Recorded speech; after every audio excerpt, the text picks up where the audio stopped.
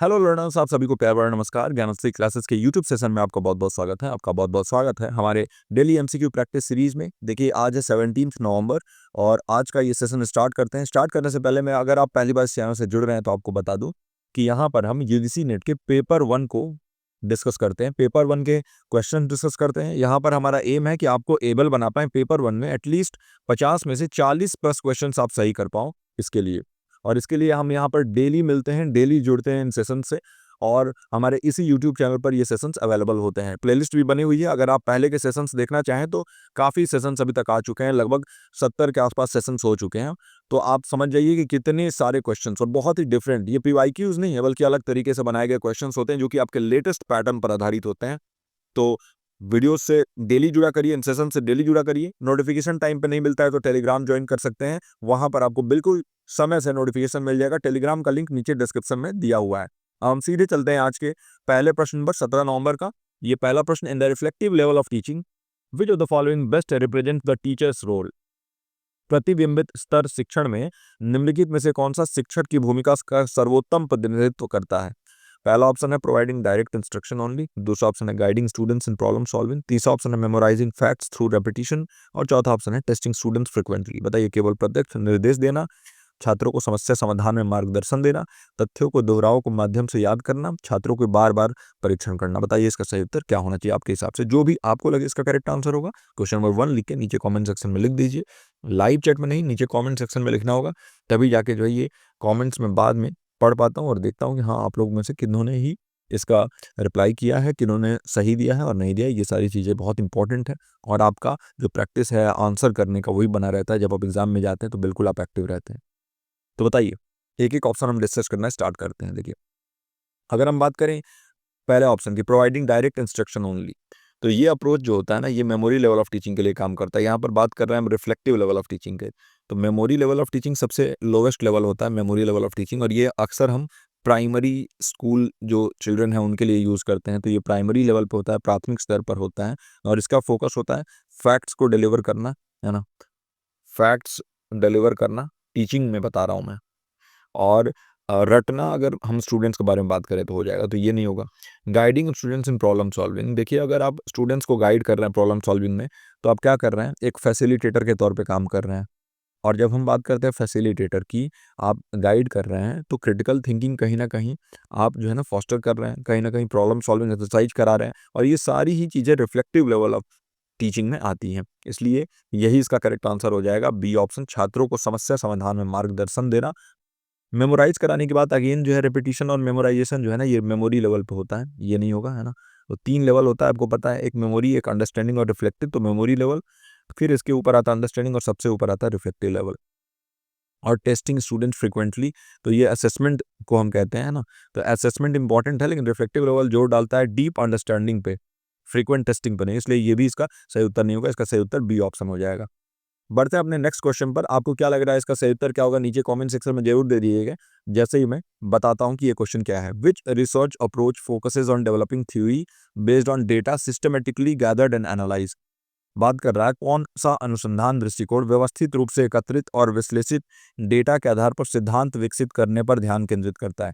पहला ऑप्शन है case study, दूसरा ऑप्शन है ग्राउंडेड थ्योरी, तीसरा ऑप्शन है सर्वे, और चौथा ऑप्शन है फेनोमेनोलॉजी। तो बताइए, केस स्टडी, ग्राउंडेड थ्योरी और ये सर्वे और फेनोमेनोलॉजी में से कौन सा सही उत्तर होगा। हम बात कर रहे हैं यहाँ पर एक ऐसा अप्रोच ऑफ रिसर्च जो फोकस करता है थ्योरी डेवलप करना, है ना। पहले से जो थ्योरी है उसके ऊपर आप काम नहीं करेंगे, बल्कि अपना थ्योरी खुद डेवलप करेंगे, जो भी आपको डेटा आपने गैदर किया है और जो भी आपने विश्लेषण किया है डेटा का, उसके आधार पर। बहुत अच्छा प्रश्न है, ये एक इंपॉर्टेंट प्रश्न है, और इसको जो है जरूर मार्क कर लीजिएगा, इंपॉर्टेंट है ना। तो देखिए, अगर हम बात करें थ्योरी डेवलप करने के बारे में, तो केस स्टडी क्या करता है, ये तो इन डेप्थ एनालिसिस करता है ना। ये बहुत ही ज़्यादा इन डेप्थ में किसी भी चीज़ का विश्लेषण करता है, एक किसी सिंगल केस का। यहाँ पर हम सिंगल केस के बारे में बात करते हैं, तो ये डेवलप नहीं करता है थ्योरी किसी प्रकार से, तो ये नहीं होगा।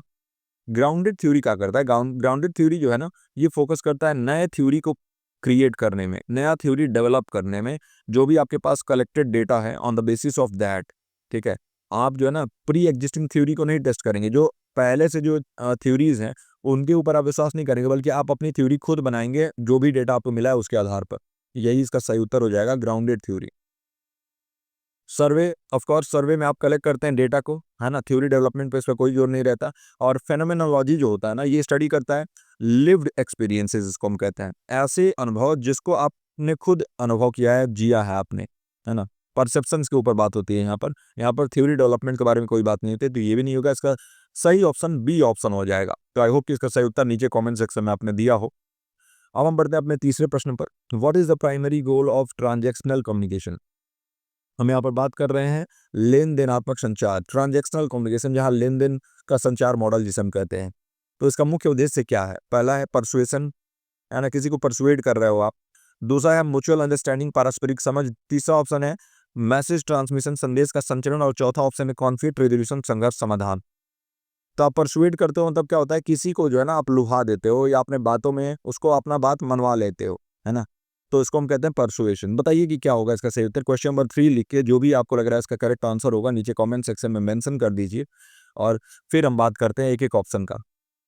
देखिए, ट्रांजैक्शनल कम्युनिकेशन के बारे में बात कर रहा है। परसुएशन जो है ना, ये कन्विंस करना किसी को, है ना। It is about convincing someone to do something. कोई भी स्पेसिफिक व्यू पॉइंट, मान लीजिए आप जो है ना किसी भी एक पॉलिटिकल पार्टी को सपोर्ट करते हैं, दूसरे को कन्विंस करने में लगे हुए हैं कि ये पॉलिटिकल पार्टी सही है, ये ऐसे ऐसे काम करते हैं, तो ये क्या है, ये परसुएशन होगा। तो ये किसी प्रकार से ट्रांजैक्शनल कम्युनिकेशन का प्राइमरी गोल नहीं होता, ये नहीं होगा। दूसरा ऑप्शन है म्यूचुअल अंडरस्टैंडिंग। देखिए, ट्रांजैक्शनल कम्युनिकेशन का मतलब क्या होता है कि लेन देन। अच्छा, आप जाते हो शॉपकीपर के पास, आप कुछ खरीदते हो उससे, कोई मान लीजिए चॉकलेट खरीद रहे हो आप। और आप क्या कर रहे हो, एक ऐसी करेंसी दे रहे हो जो वो शॉपकीपर भी एक्सेप्ट करें और उसके बदले आपको चॉकलेट दे पाए। तो मतलब यहाँ पर क्या हो रहा है, म्यूचुअल अंडरस्टैंडिंग। म्यूचुअल मतलब एक दूसरे को आप समझ रहे हो, म्यूचुअली मतलब जो चीज़ उनके फायदे की है उनको मिल जा रही है, यानी पैसे, और जो चीज़ आपको जरूरत है वो आपको मिल जा रही है, चॉकलेट। तो ये दोनों म्यूचुअल अंडरस्टैंडिंग से पॉसिबल हो पा रहा है। तो ये ट्रांजैक्शनल कम्युनिकेशन में सेम होता है। यानी आप यहाँ पे कम्युनिकेट कर रहे हैं तो दोनों पार्टीज जो है ना वो एक्टिवली एंगेज होती हैं।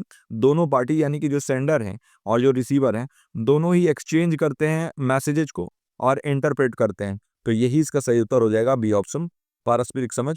मैसेज ट्रांसमिशन तो हर एक कम्युनिकेशन में होता है, चाहे वो वन वे हो, चाहे वो टू वे हो, चाहे ट्रांजैक्शनल हो, चाहे वो आपका स्क्रैम्स मॉडल हो, चाहे वो शन बीवर मॉडल हो, है ना। किसी भी मॉडल में मैसेज को तो ट्रांसमिट किया ही जाता है ना। मैसेज ट्रांसमिट होता है भेजना, सेंडिंग इन्फॉर्मेशन, है ना। तो ये नहीं होगा। कॉन्फ्लिक्ट रेजोल्यूशन जो होता है ना, ये ट्रांजैक्शनल कम्युनिकेशन जो है इसको हेल्प जरूर कर सकता है, लेकिन इसका कोई प्राइमरी गोल नहीं होता है। तो इसलिए ये भी नहीं होगा। इसका सही उत्तर हो जाएगा बी ऑप्शन। आई होप कि इसका सही उत्तर नीचे कमेंट सेक्शन में आपने दिया हो।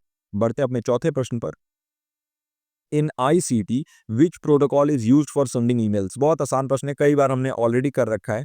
इंफॉर्मेशन एंड कम्युनिकेशन टेक्नोलॉजी में बताइए कि ईमेल भेजने के लिए कौन सा प्रोटोकॉल उपयोग किया जाता है। पहला है एफटीपी, दूसरा एचटीटीपी, तीसरा है एसएमटीपी और चौथा है टीसीपी/आईपी, है ना।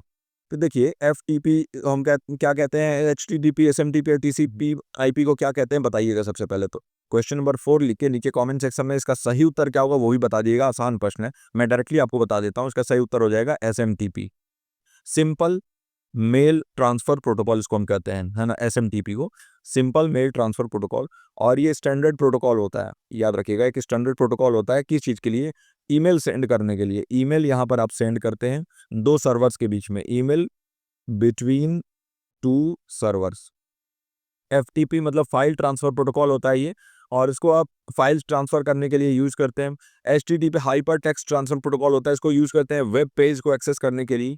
और जो आपका टीसीपी आईपी है, ये आपका एक फाउंडेशनल इंटरनेट प्रोटोकॉल भी इसको कहते हैं, फाउंडेशनल प्रोटोकॉल होता है ये इंटरनेट कम्युनिकेशन के लिए, है ना। तो ये भी नहीं होगा। इसका सही उत्तर हो जाएगा सी ऑप्शन। आई होप कि इसका सही उत्तर नीचे कमेंट सेक्शन में दिया हो आपने। बहुत आसान प्रश्न था, है ना।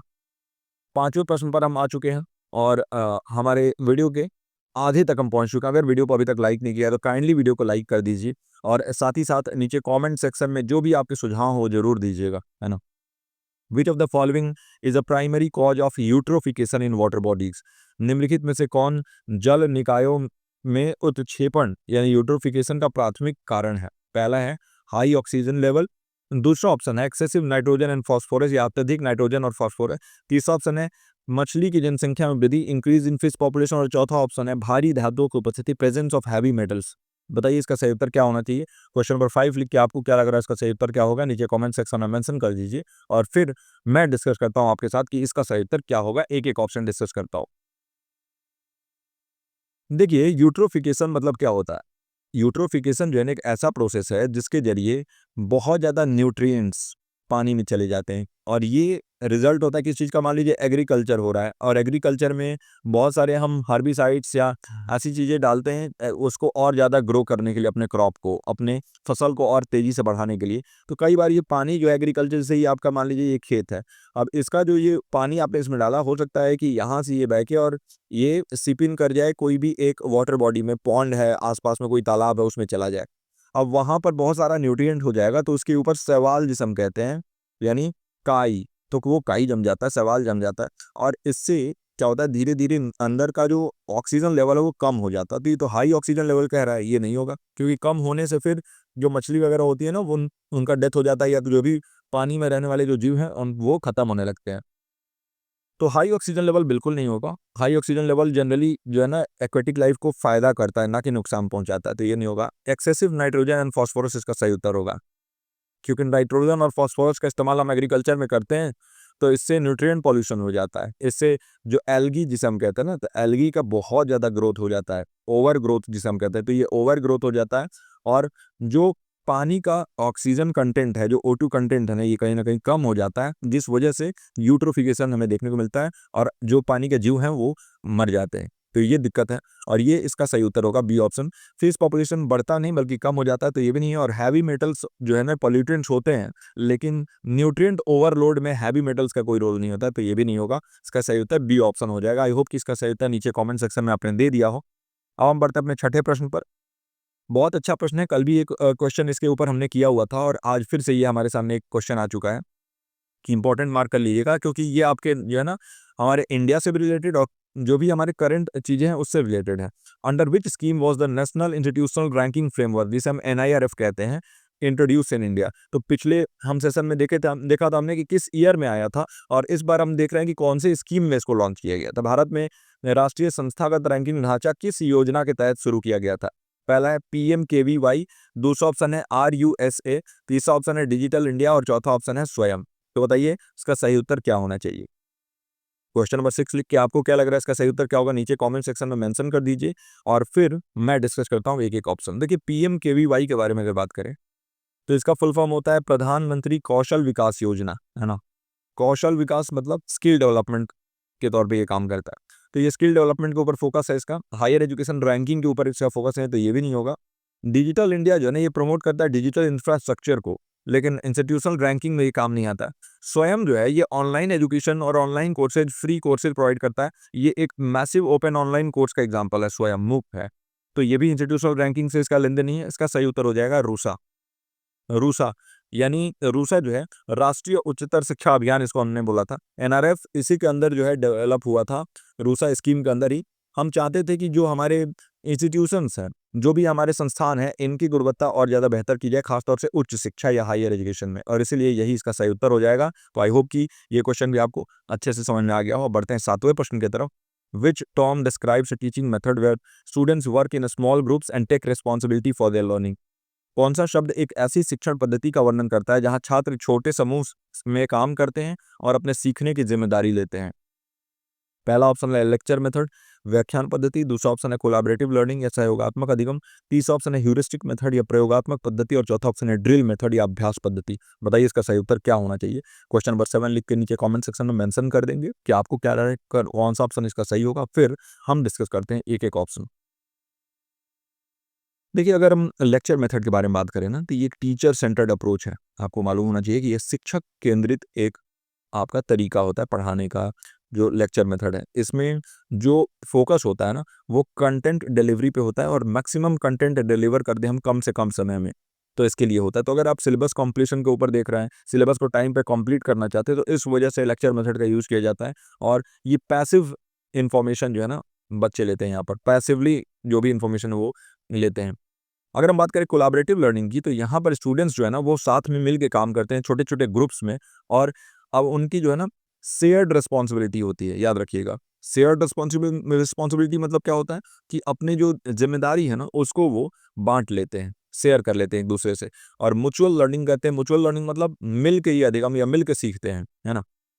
तो कौन सा टर्म कह रहा है कि टीचिंग मेथड में डिस्क्राइब करेगा जहाँ स्टूडेंट साथ में मिलकर स्मॉल ग्रुप्स में काम करते हैं और अपनी रिस्पॉन्सिबिलिटी अपने लर्निंग की लेते हैं, तो ये हो जाएगा कोलैबोरेटिव लर्निंग, सहयोगात्मक अधिगम। यही इसका सही उत्तर हो जाएगा। ह्यूरिस्टिक मेथड के बारे में बात करें तो एक इंक्वायरी बेस्ड अप्रोच होता है, याद रखिएगा। इंक्वायरी मतलब यहाँ क्वेश्चंस पूछे जाएंगे, जो स्टूडेंट्स है वो क्वेश्चन पूछेंगे, इसका फोकस ग्रुप वर्क पे नहीं होता है। और ड्रिल मेथड जो है ना, ये कहीं ना कहीं रेपिटेटिव प्रैक्टिस के ऊपर, यानी एक ही चीज़ को बार बार रिपीट करवा के अगर कोई चीज़ आप याद करवा रहे हो तो उसको आप ड्रिलिंग कहते हैं।